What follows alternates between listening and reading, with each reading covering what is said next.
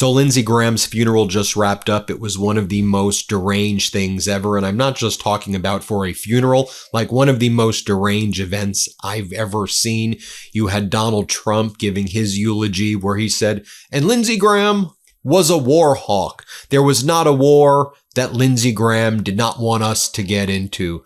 Then Donald Trump was like, where are you, Lindsey? Where are you? Oh, is he up there or is he over there? I don't know.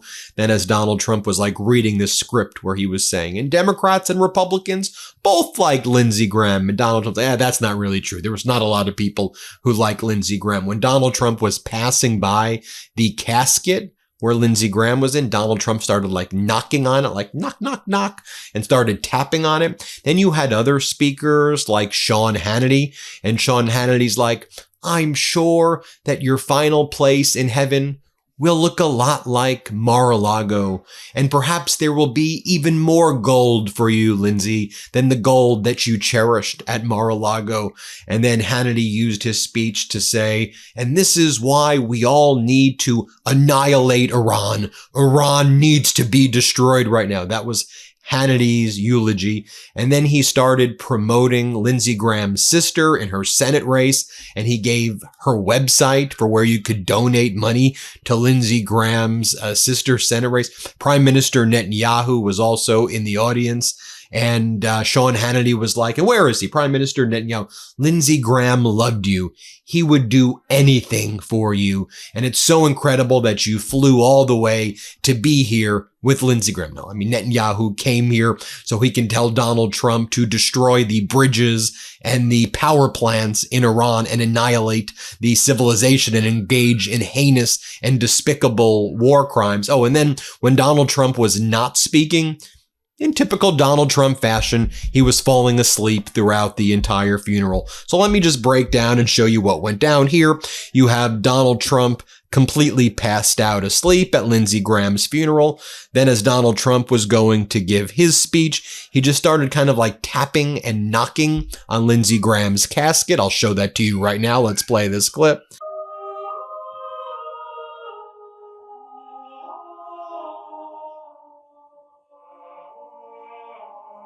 Then Donald Trump said, I think I know where Lindsey Graham is right now. I think he's up there or here or I'm pretty sure he's up there. That's where I think he is. Let's play this clip. Constant opponent. Our nation needs more men and women like that great person sitting, laying, wherever he may be. I think I know where he is, and I think he's up there. I think he's watching us. I'm pretty sure of it. Then Donald Trump said, Lindsey Graham, pretty hawkish guy. I'll tell you, he never saw a war he didn't like. Here, let's play this clip. And he was extremely hawkish. I will tell you, he never saw a war that he didn't like. Only his true friends would understand that, but he wanted it for the good of our country.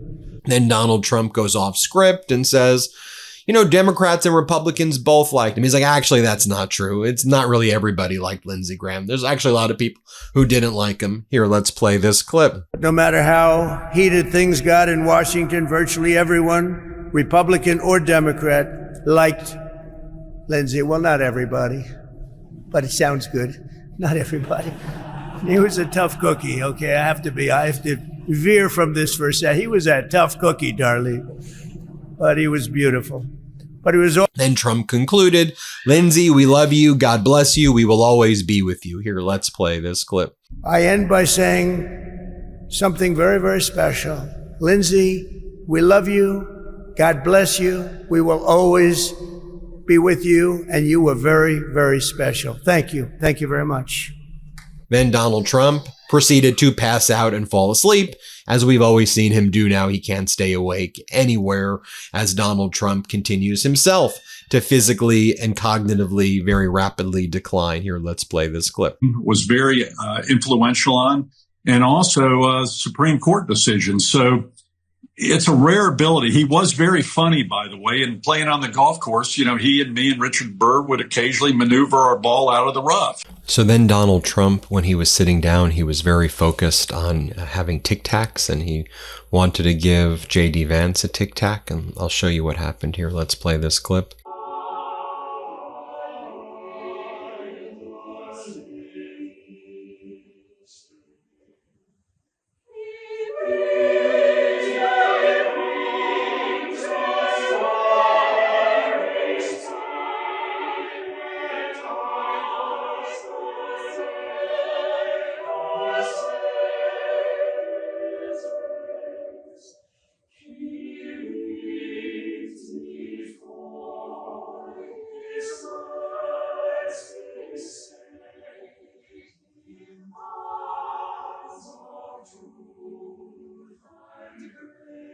And then look at the guy behind Donald Trump as Trump kind of continued to fall asleep throughout this event.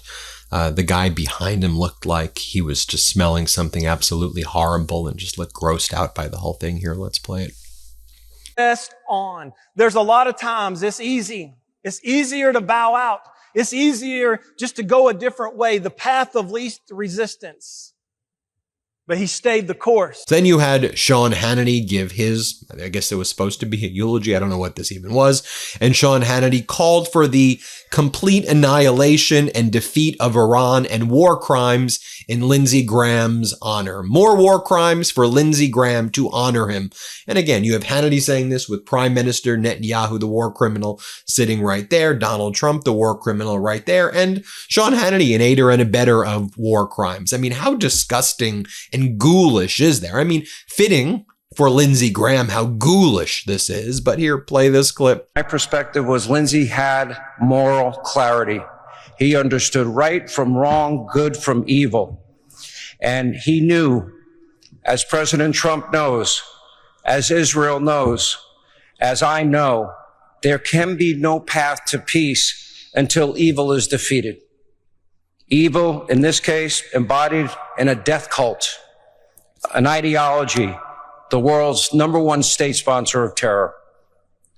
Thanks to the partnership of the president, the prime minister, and many other allies, I pray their days are numbers, and I pray that Lindsey's dream of a lasting peace becomes realized soon.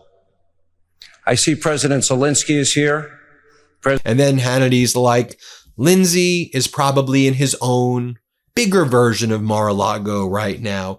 Perhaps there's more gold where Lindsey Graham is right now than there is even in the Oval Office. What kind of weird freaking cult is that? You can go to heaven and perhaps you too will get to live in your own Mar-a-Lago. Well, you know what? I think there's another name for that. I think that's hell. And yeah, Mar-a-Lago hell. Here, play this clip. There ye may be also.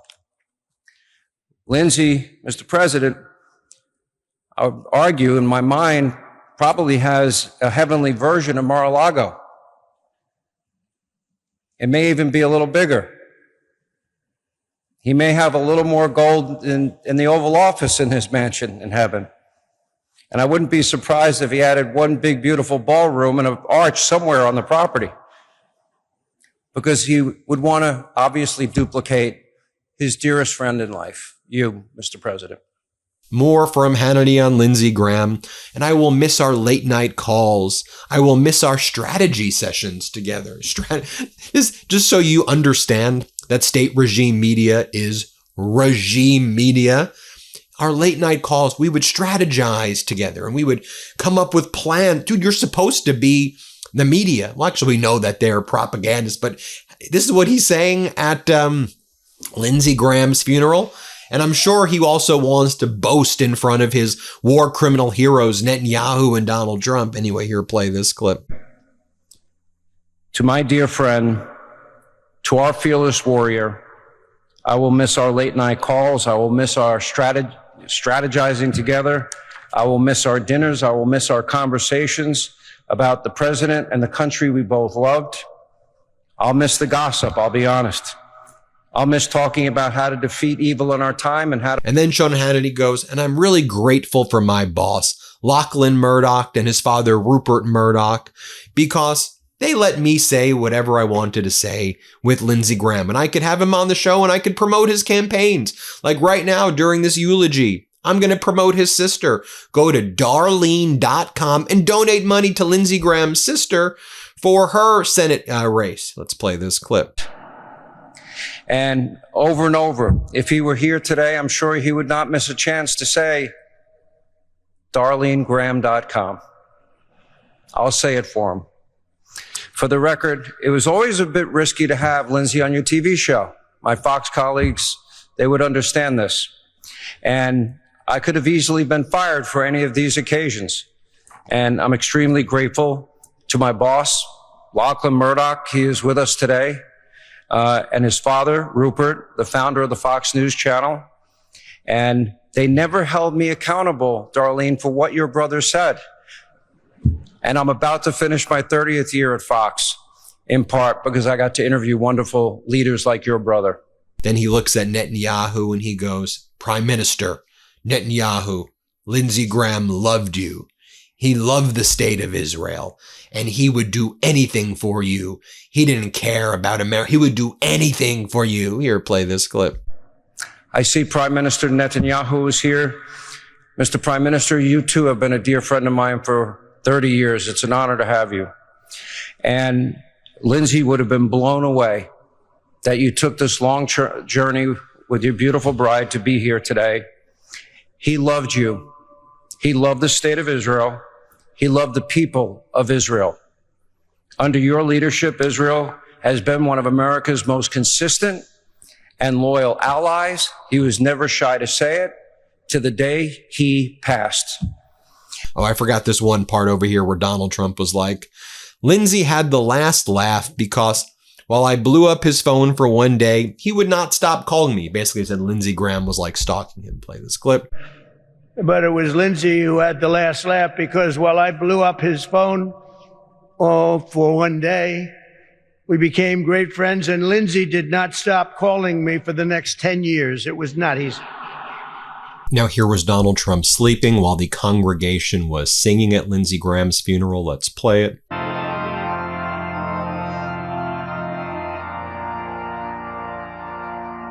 And here was Donald Trump during Reverend Tate's remarks. You'll see Trump looked like he's really suffering there also. Can't stay awake, but like struggling and looked very sickly. Here, let's play it. Pressed on. There's a lot of times it's easy. It's easier to bow out. It's easier just to go a different way, the path of least resistance. But he stayed the course. He stayed the course even when it wasn't going to make him popular. More of Donald Trump falling asleep at this deranged funeral. Let's play it. But hopefully the help didn't involve cleaning or manual labor, because if so, you were out of luck. Lindsey was there the day I was born. On RSBN, one of the Trump regime media propaganda networks, they were calling Sean Hannity Patrick Hannity. Okay, zoom in on Trump's hand. You'll see it's eroding away. I thought this was a notable moment as well, where you had Netanyahu and Zelensky. They were spotted talking together. They both were in the White House today, and Trump refused to do any of these meetings before the press. No, notably, right, as Trump has been panicking. Let me just share with you this moment as Netanyahu is saying something to Zelensky, Zelensky is saying something to Netanyahu. And any lip readers right here? Let's play this clip.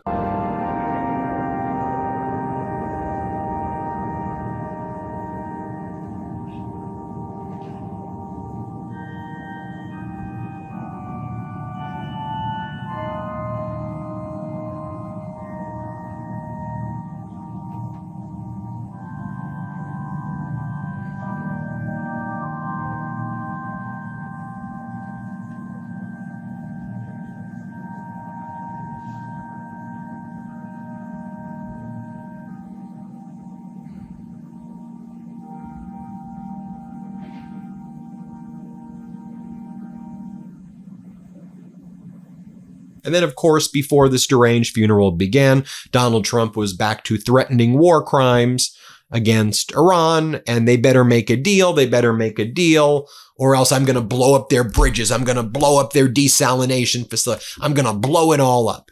Let's play this clip. This is actually a good time to make a deal for them.